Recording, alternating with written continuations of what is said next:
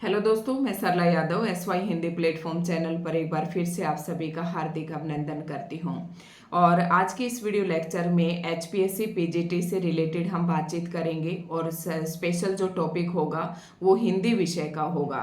तो काफ़ी कमेंट मेरे पास आए हुए थे कि मैम HPSC PGT हिंदी को लेकर एक वीडियो बनाइए, और काफ़ी उसमें मेरा एक्सपीरियंस भी है।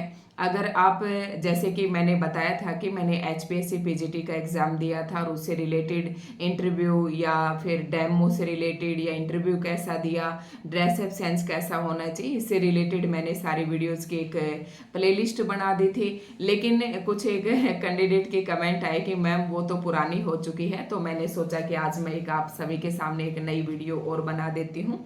तो ये, जैसा कि आप सभी थंबनेल पर आपने देखा होगा कि मैंने थंबनेल डाला है कि कौन सी रणनीति अपनाएं कि हिंदी की 4 पोस्टों में भी एक पोस्ट पर आपका सिलेक्शन हो। आज की इस वीडियो में हम इसी बात पर चर्चा करेंगे, क्योंकि जब सीटें बहुत कम होती हैं, एडवर्टाइजमेंट में केवल 4 सीट निकाली गई हैं HPSC हिंदी की, और इसमें 3 जो है अनरिजर्व्ड कैटेगरी की हैं और एक SC की है।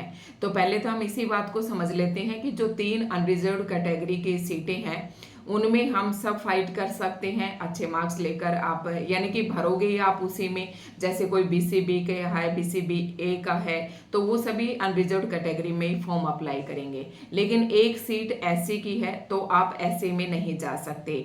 SC की जो सीट रिजर्व है वो केवल SC कैंडिडेट्स के लिए ही है। तो आपके पास 4 पोस्ट न मानकर आप 3 ही सीटें मानकर चलें। तो किस प्रकार से आप मेहनत करें, देखो कि काफ़ी सारे स्टूडेंट होंगे, कैंडिडेट होंगे जिन्होंने ये फॉर्म भी अप्लाई किया होगा। हालांकि मैंने तो इसका फॉर्म नहीं भरा क्योंकि मेरा कोई खास टारगेट इतना नहीं था, ठीक है। तो फिर भी मेरे से पूछ रहे तो मैंने बता दिया कि मैंने ये कोई फॉर्म नहीं भरा है। और एक बार बार कमेंट आ रहा था कि मैम HPSC PGT हिंदी में कितने एप्लीकेशन फॉर्म भरे गए हैं, तो इसका भी कोई आइडिया नहीं है, क्योंकि ये सब बातें तभी पता लगाई जाती हैं जब जैसे कि RTI लगाएं, और RTI के माध्यम से अगर हम HPSC से डाटा मांगते हैं तो वो हमें डाटा मिलता है। तो मुझे नहीं पता है कि उसमें कितने कैंडिडेट ने फॉर्म भरा है।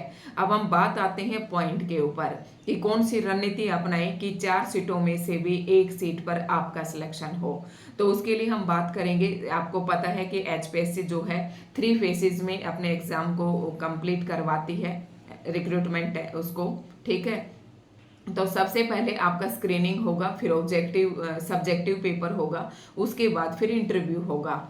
और वैकेंसी का 4 गुना कैटेगरी वाइज। तो अब वैकेंसी तो टोटल 3 है, तो 3 का एक 33% अगर हॉरिजेंटल फीमेल लेते हैं तो उसमें एक सीट आपकी बनती है, और 3 3 9, यानी कि टोटल आपके लगभग 10 कैंडिडेट जो हैं स्क्रीनिंग एग्जाम में आपके क्वालिफाई किए जाएंगे। मैंने SC वाले नहीं बताए हैं, मैं 3 का एग्जाम्पल लेकर चल रही हूँ, ठीक है। तो आपको सबसे पहले तो ये करना है कि 3 के अंदर जो 10 सीटें हैं आपको स्क्रीनिंग एग्जाम में अपना नेम लेकर आना है रिजल्ट के अंदर, ठीक है। जब स्क्रीनिंग में शॉर्टलिस्ट करें सब्जेक्टिव पेपर के लिए तो उसमें आपका जो है रोल नंबर आना चाहिए। अब वो आपका किस प्रकार से आएगा, आप किस प्रकार से अपनी तैयारी करें, उसके बारे में आपको बताऊंगी। तो अभी मैंने एक बार फिर से आपके कहने के बाद मैं यही वो स्क्रीनिंग पेपर, क्वेश्चन पेपर मैं आप सभी के सामने लेकर बैठी हूँ जो मैं देकर आई थी। और सिलेबस का 1-2 कमेंट आए थे। सिलेबस जो ना बिल्कुल भी चेंज नहीं हुआ है, जो पिछली बार सिलेबस था वही सिलेबस इस बार है, आपको बिल्कुल भी नहीं घबराना है। तो अभी मैंने कुछ आप लोगों के कहने पर मैंने क्वेश्चंस काउंट किए। जैसे कि पूछा था, एक कमेंट ये भी था कि मैम जो 20 नंबर का आता है उसमें थोड़ा सा डिटेल से बताइए। तो 20 नंबर में आपका क्या क्या आता है ये बता देती हूँ। जैसे कि ये पिछले पेपर आया था, इसके बिहाफ पर मैं आपको बता रही हूँ कि 80+20 का था स्क्रीनिंग पेपर, यानी कि 100 मार्क्स का था। इसमें आपको 100 में से मिनिमम 25% क्वालिफिकेशन क्राइटेरिया जो है उसे आपको पूरा करना है। फिर इसमें नेगेटिव मार्किंग भी है। तो स्क्रीनिंग एग्जाम आपको किस प्रकार से मतलब अटेम्प्ट करना है कि सिलेक्शन आपका हो, तो इस बात को आप मद्देनजर रखते हुए कौन कौन सी बातें ध्यान रखेंगे। एक सबसे पहली बात यही है कि जो क्वेश्चन आपको बिल्कुल नहीं आता उस क्वेश्चन को आपको छेड़ना ही नहीं है। बाकी एक बात आपका जो कॉन्फिडेंस लेवल बढ़ाने के लिए मैं बता देती हूँ कि स्क्रीनिंग पेपर बहुत ही आसान आता है।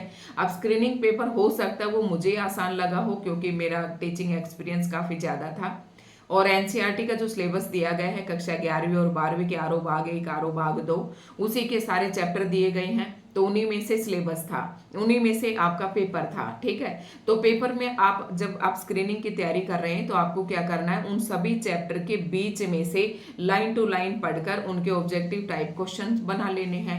अब एक थोड़ा सा बता दें, 20 अक्टूबर को आपका स्क्रीनिंग पेपर है और आज हो गया है 4 अक्टूबर, तो आपके पास समय बहुत कम है।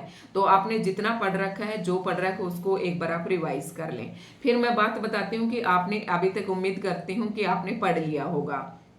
फिर स्क्रीनिंग पेपर को बहुत ही ध्यान से करना है इस तरीके। और देखो, एक तो सबसे पहले वो क्वेश्चन आपको कर लेने हैं जो कंफर्म है, जो आपको आते हैं। टाइम मिलेगा आपको, काफी टाइम मिलेगा, ऐसी बात नहीं है कि उसमें टाइम आपका रह जाएगा। तो 80 क्वेश्चन तो आपके सब्जेक्ट के आएंगे और सब्जेक्ट में से भी क्या है, हिंदी व्याकरण के भी कुछ क्वेश्चंस हैं। एनसीईआरटी का जो सिलेबस दिया गया है आपके, जैसे प्रेमचंद है, नमक का दरोगा है, मियां नसरुद्दीन है, ये वाले जो लेसन है इनमें से आएगा। और उसके बाद जो हिंदी साहित्य के भी कुछ प्रश्न पूछे गए हैं, लेकिन हिंदी साहित्य के प्रश्न जो पेपर में स्क्रीनिंग में पूछे गए हैं वो बहुत डीप लेवल के नहीं है, बहुत ही जिसे कहते हैं ना अधर अधर उथला उथला सा, वहां से प्रश्न उठाए गए हैं, बहुत ज्यादा डीपली प्रश्न नहीं, वहां से नहीं लिए गए हैं। अगर आप एनसीईआरटी, अगर आपने नेट वगैरह किया हुआ है और आपका हिंदी साहित्य पर अच्छी पकड़ है तो आपको हिंदी साहित्य पर आपको ज्यादा डीप से पढ़ने की जरूरत नहीं है, आपको पढ़ना ही नहीं है। जैसे मैं एक भी दिन उसे नहीं पढ़ कर गई थी। ठीक है, इस प्रकार से मैं पिछले पेपर के प्रश्नों की संख्या को देखते हुए ये स्ट्रेटजी मैं आपको बता रही हूँ। हो सकता है इस बार चेंज हो जाए, तो सिलेक्शन के लिए तो आपको सभी उनके लिए तैयार रहना पड़ता है। आपको हिंदी साहित्य भी पढ़ना पड़ेगा, आपको एनसीईआरटी भी पढ़नी पड़ेगी, हिंदी व्याकरण भी। लेकिन स्क्रीनिंग का मतलब, स्क्रीनिंग बहुत लाइटली पेपर आता है ये, इसको थोड़ा सा आपको ध्यान से ये पेपर करना है। ठीक है, तो क्या करना है, हरियाणा जीके इसमें 80 तो बता दिए मैंने, 80 आपके सब्जेक्ट के आएंगे, जिसमें आपका हिंदी साहित्य होगा, हिंदी व्याकरण के कुछ क्वेश्चंस होंगे और उसके बाद भरा पूरा पेपर होगा एनसीईआरटी के प्रश्नों से। एनसीईआरटी के अंदर आपके एक अभिव्यक्ति माध्यम की बुक है, उसे इग्नोर ना करें, उसमें से भी 4-5 प्रश्न पूछे जाते हैं। अगर आप ये पीछे प्रीवियस ईयर का क्वेश्चन पेपर देखना चाहते हैं तो ये मैंने अपने यूट्यूब चैनल पर वीडियो बनाकर डाल रखी है। ठीक है, तो स्क्रीनिंग पेपर को अब आपको अटेम्प्ट कैसे करना है, कम से कम देखो, मैंने मेरे इसमें 63 या 64 जो मार्क्स थे शायद आए थे, बस ऐसे ही थे, 63 थे या 62 थे, कुछ इस प्रकार से थे। तो इतने मार्क्स मेरे आए थे। और तो 100 में से आप लगा लें 20 क्वेश्चन ऐसे थे जिन्हें मैंने बिल्कुल छुआ ही नहीं था, तो 80 क्वेश्चन मैं अटेम्प्ट करके आई थी। अब 80 में से आप देख लें, जब तक आप देखो, कुछ एक क्वेश्चंस ऐसे होते हैं जो आपको बिल्कुल आते हैं तो वो तो आपको करने ही करने हैं, लेकिन 10-15 क्वेश्चन ऐसे भी होते हैं जिसपे 50-50 चांस होता है कि आपको लगता है कि यार ये हो सकता है, मतलब 4 ऑप्शन में से आप 2 में कंफ्यूज हैं, तो उसमें आप थोड़ा रिस्क लें, क्योंकि सीटें बहुत कम हैं और रिस्क बहुत ही सोच समझकर आपको लेना है। तो वो क्वेश्चन आपको जरूर करने हैं। अगर आपने वही क्वेश्चन किए कि जो आपको आते हैं तो फिर आपका सिलेक्शन नहीं होगा। तो मैंने काफी रिस्क लिया था 10-15 क्वेश्चन का और काफी हद तक मेरे बिल्कुल सही भी हुए थे।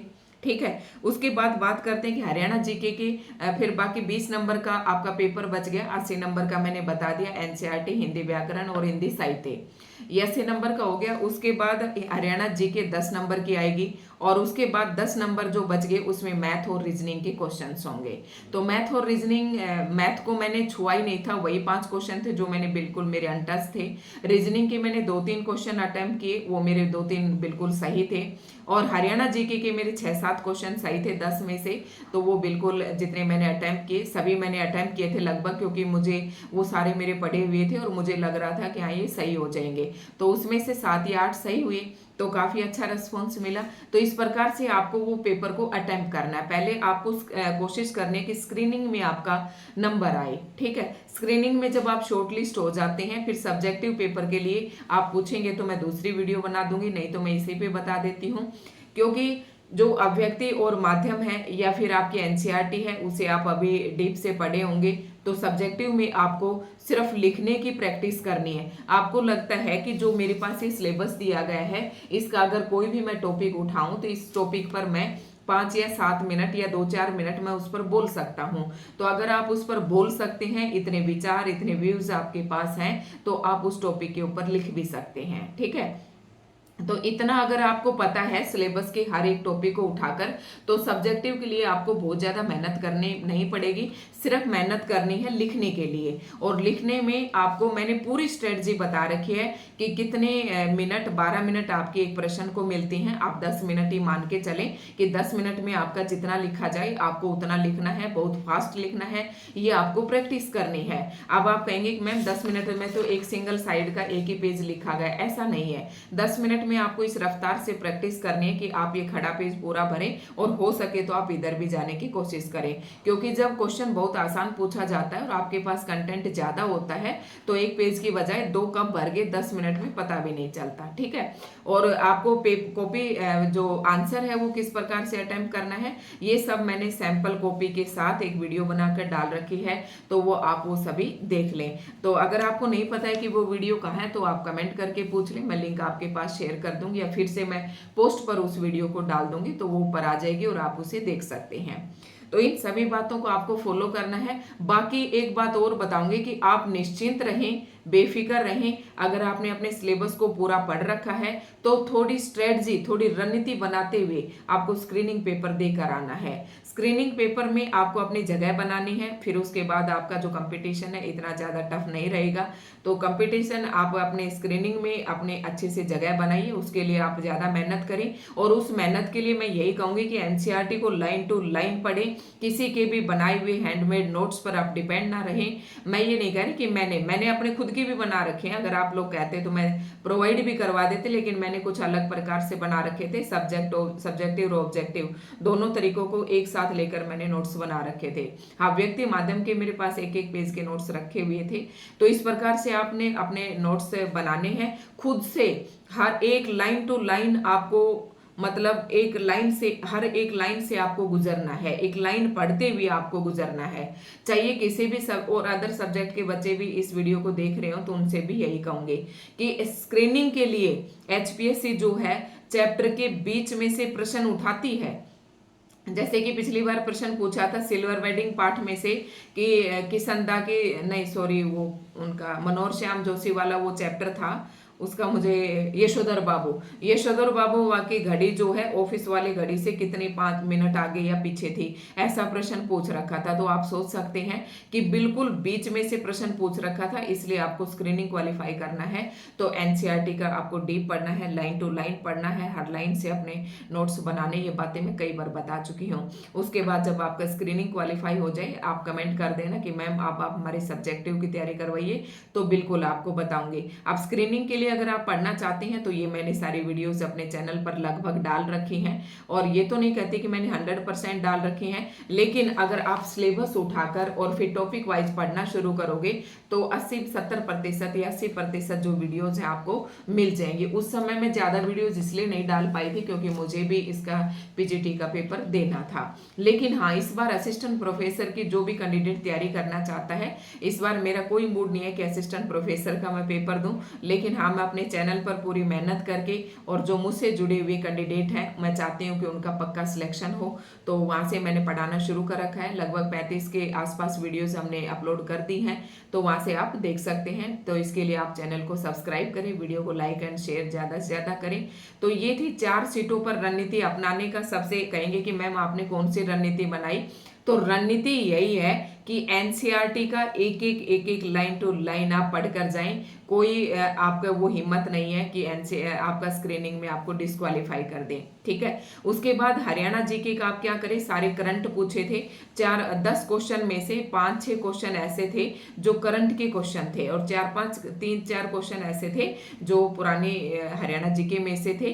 ठीक है, तो वो आप करंट से जुड़े, लगभग पिछले 6 महीने के या 7 महीने के जो करंट है, या आपकी जो बेसिक नॉलेज है उससे जुड़े हुए भी क्वेश्चन थे। जैसे उस समय शिखर सम्मेलन हो रहा था, तो इस बार आप देख ले, जैसे एक तो चुनाव है, चुनाव आयोग से रिलेटेड आपका कोई प्रश्न आ सकता है, या जो भी करंट का मुद्दा है आप उसे जरूर पढ़कर जाएं, क्योंकि करंट के क्वेश्चन एचपीएससी जरूर देती है। आप पिछले 5-6 महीने के अगर करंट पढ़ लेंगे, तो भी मुझे लगता है कि आप 3-4 क्वेश्चन बिल्कुल सही कर देंगे।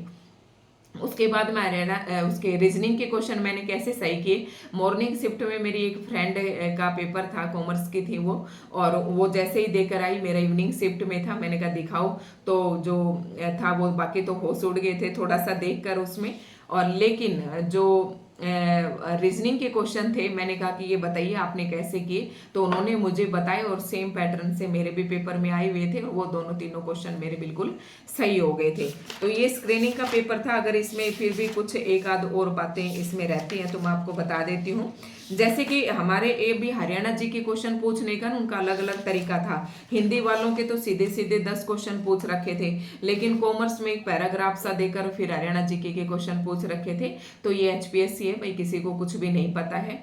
तो ये कुछ बातें थी। अगर उसके बाद भी आपके मन में कोई डाउट है तो 25, सबसे पहले मेरा एक ही टारगेट था कि मैं 25% क्राइटेरिया को क्वालिफाई करूं। वो क्राइटेरिया अगर आपका क्वालिफाई हो जाता है तो फिर आपको कोशिश करना है कि जो टॉप 10 स्टूडेंट आपके चूज करने हैं स्क्रीनिंग पेपर में, तो आपको उसमें सिलेक्शन पाना है। स्क्रीनिंग में सिलेक्शन पाने के बाद जो सब्जेक्टिव पेपर होगा उसमें 6 कैंडिडेट आपके लिए जाएंगे, 6 या 7। तो आपको कोशिश करना है कि आप सब्जेक्टिव पेपर में क्वालिफाई करके इंटरव्यू के लिए जो 6 या 7 कैंडिडेट लें उनमें भी आपका सिलेक्शन हो। तो सब्जेक्टिव की हम आपको बाद में बता देंगे थोड़ा सा और किस प्रकार से। बाकी तो मैंने सब कुछ अपने चैनल पर बता रखा है, आप देख सकते हैं। ठीक है दोस्तों, तो आज के इस वीडियो में इतना ही था।